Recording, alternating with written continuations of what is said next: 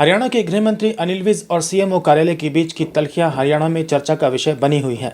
चर्चाओं का बाजार गर्म है कि नाराजगी के चलते विज स्वास्थ्य विभाग का कोई काम नहीं कर रहे। इन्हीं चर्चाओं के चलते हरियाणा के गृह एवं स्वास्थ्य मंत्री से जब बात की गई तो उन्होंने नो कमेंट कहकर सवाल को टाल दिया। लेकिन इसी बीच जब अनिल विज से ये सवाल दोहराया गया कि आजकल अखबारों में सीएमओ और आप का विवाद सुर्खियों में बना हुआ है, तो एक बार फिर सवाल को टालते हुए गृह मंत्री अनिल विज ने फिर से नो कमेंट कहकर सवाल को टाल दिया। अक्सर बेबाकी से अपनी बात रखने वाले अनिल विज द्वारा दो शब्दों में सवाल को टाल देना भी कहीं ना कहीं विज और सीएमओ के बीच मतभेदों की खबरों को बल देते हैं। No comments, no comments. ED ने केजरीवाल को नोटिस दिया था कि वे 2 नवंबर को पूछताछ में शामिल होने के लिए ईडी कार्यालय पहुंचे, लेकिन केजरीवाल ने ईडी के इस नोटिस को राजनीतिक नोटिस करार दिया और ईडी कार्यालय नहीं गए, जिसके बाद केजरीवाल अनिल विज के निशाने पर आ गए। विज ने केजरीवाल के साथ पूरी आप पार्टी पर निशाना साधते हुए कहा कि जब से ये सत्ता में आए हैं इन्होंने किसी भी संवैधानिक संस्था को नहीं माना है और हमेशा उनका विरोध किया है और केजरीवाल डर गए हैं और अगर वो सही होते तो ईडी पहुंचकर जवाब देते।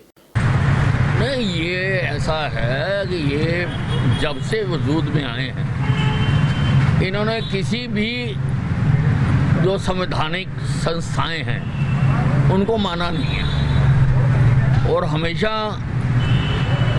उनका विरोध किया है। उसी प्रकार से अब ये ईडी का विरोध कर रहे हैं और मेरे हिसाब से वो डर गए हैं। अगर वो साफ पाक है तो उनको जाके जवाब देने चाहिए थे, लेकिन वो डर गए हैं, इसलिए इस प्रकार का तरीका अपना रहे हैं। भूपेंद्र सिंह हुड्डा ने भाजपा के 9 साल पूरे होने पर कहा कि भाजपा सरकार आधी झूठी, आधी लाचार, आधी भ्रष्टाचार और पूरी बेकार है, जिसके जवाब में अनिल विज ने कहा कि हुड्डा ने 10 साल हरियाणा पर राज किया और उन पर भ्रष्टाचार के कई मामले चल रहे हैं, अब उनका जेल जाना तय है। हुड्डा सब अपने कुकर्मों को छिपाने के लिए अनर्गल बयानबाजी कर रहे हैं। अब हुड्डा साहब जिन्होंने 10 साल प्रदेश पर राज किया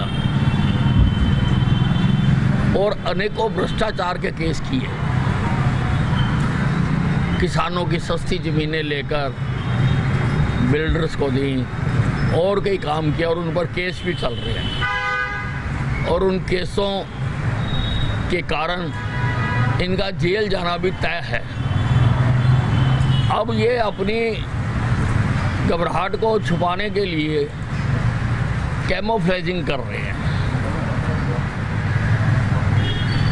और इस प्रकार के बयान दे रहे हैं। विज ने एक बयान दिया था कि हुड्डा के लिए जेल में कमरा तैयार करवा रखा है, जिस पर दीपेंद्र हुड्डा ने पलटवार किया कि पहले अंबाला की सड़कें बनवा लें, जिसको लेकर विज ने दीपेंद्र हुड्डा पर तंज कसते हुए कहा कि अंबाला की सड़कों के लिए 100 करोड़ रुपए मंजूर किया गया है और अंबाला की सड़कें तो बन रही हैं, लेकिन आपके पिताश्री के लिए जेल में कमरे की जरूरत है, वो बन रहा है।